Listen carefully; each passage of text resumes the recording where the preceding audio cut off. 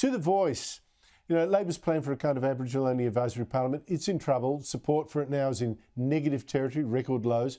But I was amazed to read that unions are now going to double down on one thing that I think is costing the Yes campaign a lot of support. It's this constant nagging from corporates and the ABC and universities and politicians and, oh, you're racist and all that. Dare I say also the bullying. They're going to step it up. For instance, and he's not the only one, the acting head of the Electrical Trades Union said, we're going to campaign stridently for the Yes campaign, both among our own membership and in support of the broader trade union campaign. They're going to nag their own members, and stridently other unions said we're going to get them to talk to their families. I mean, seriously, Michael, what does The Voice have to do with the union bosses in the first place? Well, this is not the only example of perverse behaviour by the union officials. You know that, Andrew. I mean, look at them supporting green energy policies at the very expense of their members' jobs in many industries. So, you know, this doesn't surprise me, but I don't think it's going to have much effect. I mean, private sector unionisation is around 8-9% and has been falling consistently.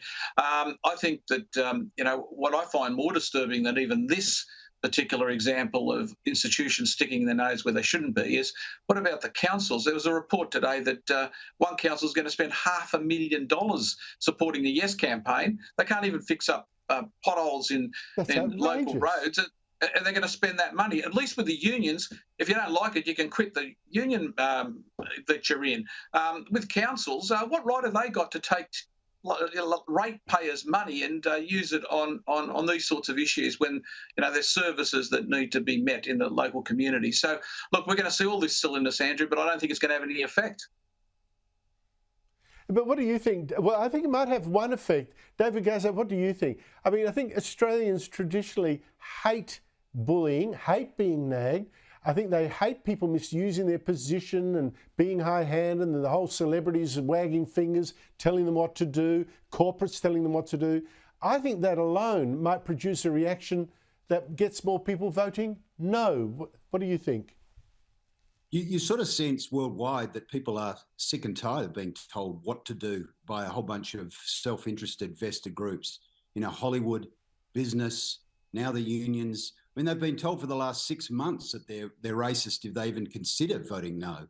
I was talking to a pollster the other day, and he said, as soon as you bring up this issue in a focus group, people just clam up. They won't talk about it. They self-censor because they're so worried about the way this looks. So the way they respond now and what they do in the ballot box are two separate things, I would say. But the other is this, right? And we've started talking about cost of living, inflation, the things that are actually directly concerning them. You have the entire Labor movement now talking about stuff that no one is really that worried about. They don't know what they're talking about. The Electrical Trades Union talk about the price of energy and fixing up, making sure they can deliver energy rather than telling them. You know, this is David Gazard, excellent point. It's the pincher Why movement. aren't they talking about that? Exactly, right in their own, tennis court, and they're playing bowls instead. Michael Cossett, David Gazard, thank you both. Really appreciate that.